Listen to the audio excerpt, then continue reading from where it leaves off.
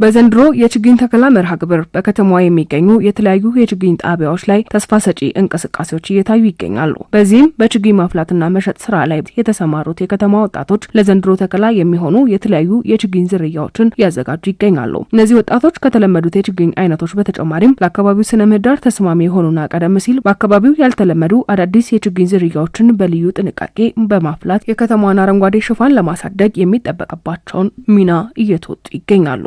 ጥረታቸው የአየር ንብረት ለውጥን ለመቋቋም ከሚያበረክተው አስተዋጽኦ ባለፈ ለራሳቸው አስተማማኝ የገቢ ምንጭ ሆኗቸዋል። አንዳንድ ቦታዎችን መጀመሪያ ለማስተዋወቅ ችግኞችን ይዘን ሄደን እዛ ከነሱ ጋር ኮሚኒኬት አድርገን እነሱ መጥተው እንዲገዙ እናደርጋለን። ቡና ምናምን ብዙ አይነት ነገሮች አሉ።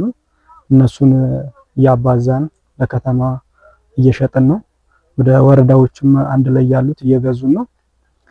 በእንደዚህ አይነት ነገሮች እየሰራን እየተጠቀምን ነው። በመርሃ ግብሩ በአሰላ ከተማ ግብርና ጽሕፈት ቤት ችግኝ ጣቢያ ተቀጥረው የሚሰሩ ዜጎችም የስራው ዋነኛ እንቀሳቃሽ ኃይል ሆነው እያገለገሉ ይገኛሉ። በተለይም ደግሞ የከተማ አስተዳደሩ ማህበራዊ ድጋፍን ከልማት ስራ ጋር በማቀናጀት ከስደት ወደ ሀገራቸው የተመለሱ 18 ዜጎችን በዚህ በችግኝ ማፍላትና እንክብካቤ ስራ ላይ በቋሚነት ቀጥሯቸዋል። በችግኝ ጣቢያ ውስጥም ያሉትን ችግኞች በመንከባከብ ውሃ በማጠጣትና ጤንነታቸውን በመከታተል ረገድም አስተዋጽኦ እያበረከቱ ይገኛሉ።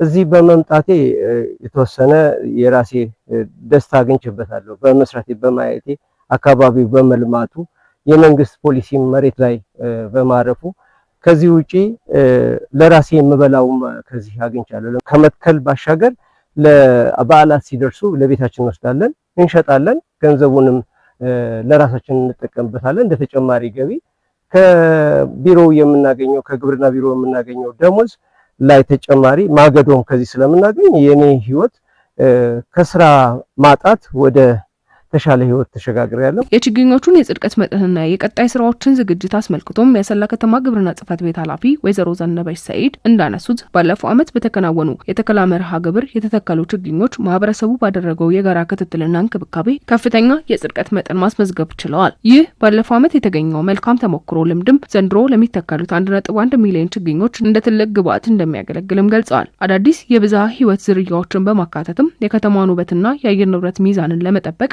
ትኩረት እየተሰራ ስለመሆኑም አስገንዝበዋል። ህብረተሰቡ ያው እየተንከባከባቸው ነው።